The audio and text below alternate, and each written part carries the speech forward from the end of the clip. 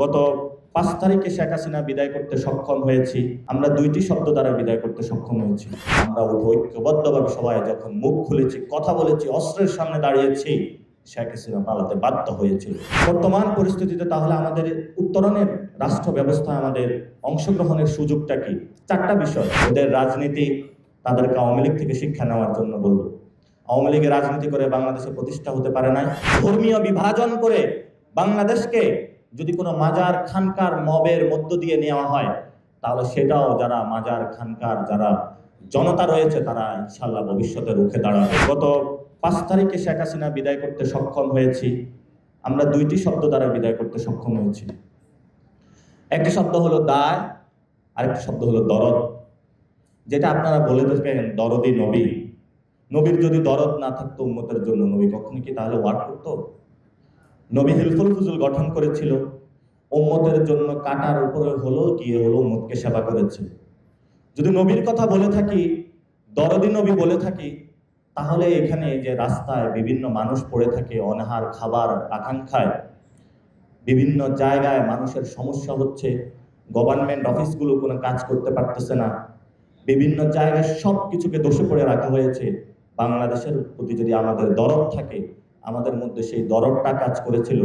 মানুষ কথা বলার অধিকার ছিল না, মানুষকে প্রতিনিয়ত খুন করা হয়েছে, আমরা একসাথে ঐক্যবদ্ধভাবে উঠে দাঁড়িয়েছিলাম।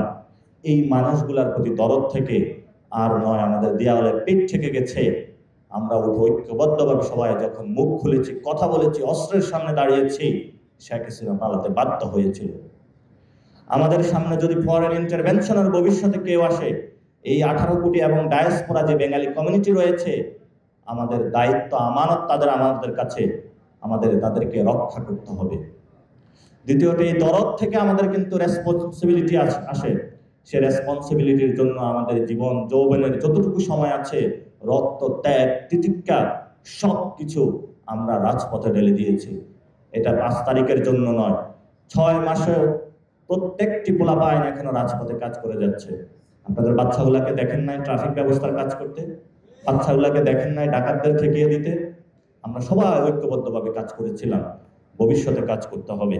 বর্তমান পরিস্থিতিতে তাহলে আমাদের উত্তরণের রাষ্ট্র ব্যবস্থা, আমাদের অংশগ্রহণের সুযোগটা কি?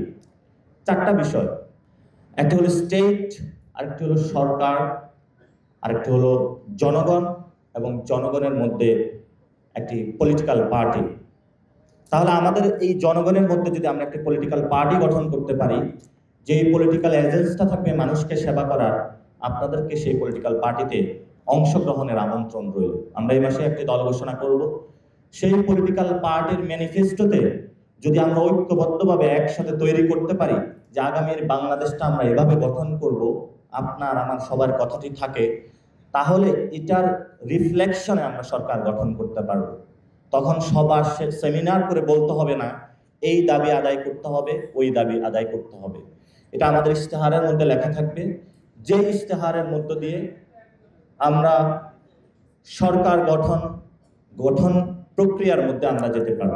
কিন্তু আমরা বলি যে রাষ্ট্র ব্যবস্থা যখন আমরা সরকারে যাব, তখন রাষ্ট্রের যে মেকানিজম টুলগুলা রয়েছে, সেগুলোর মধ্য দিয়ে যে দরদ এবং দায়, এই 2টি শব্দের আগামী রাজনীতি আমাদের করতে হবে।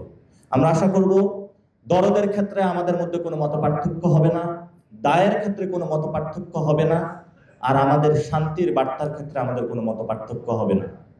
এবং বর্তমান পরিস্থিতিতে যে রাজনৈতিক কোলাহলের মধ্যে বাংলাদেশ যাচ্ছে, বিভিন্ন রাজনৈতিক দল পক্ষ বিভিন্ন সময় আপনারা কিন্তু ইতিহাসের প্রান্তে আপনারা গঠন করেছিলেন, কিন্তু সেই দলগুলো মোমবাতি মার্কা ইলেকশন করেছে, বিভিন্ন মার্কা ইলেকশন করেছে।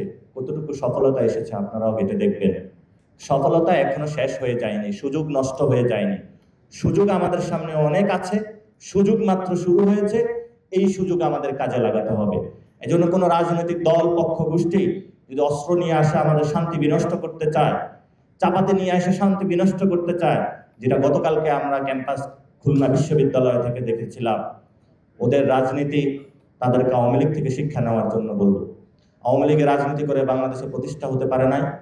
বাংলাদেশের কোনো পক্ষ, গোষ্ঠী বা রাজনৈতিক দল যদি একই ধারার রাজনীতি বাংলাদেশে এস্টাবলিশ করতে চায়, তাদেরও ভবিষ্যৎ বাংলাদেশে কোনো জায়গা হবে না। এবং আমরা বলবো ধর্মীয় বিভাজন করে বাংলাদেশকে যদি কোনো মাজার খানকার মবের মধ্য দিয়ে নেওয়া হয়, তাহলে সেটাও যারা মাজার খানকার যারা জনতা রয়েছে তারা ইনশাল্লাহ ভবিষ্যতে রুখে দাঁড়াবে। নিজেদের জানের কোরবানি দেওয়া হলো, নিজেদের সম্পদের জান মাল কোরবানি দেওয়া হলো, আগামীতে আপনাদের বসে থাকার সুযোগ নাই। আপনাদের সন্তানদেরকে ডাকবেন, আমরা ঐক্যবদ্ধভাবে একসাথে মাজার খানকায় কোনো মব জাস্টিস ক্রিয়েট করে কেউ যাতে হামলা করতে না পারে, আমাদেরকে নিরাপত্তার প্রহর বলয় গড়ে তুলতে হবে।